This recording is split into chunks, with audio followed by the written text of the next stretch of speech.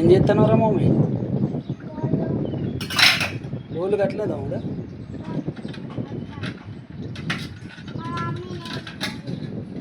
గోళ్ళు నడిపించిండు.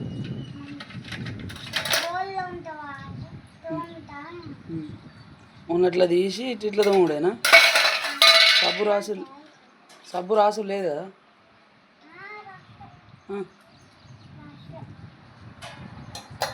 అంతేనా?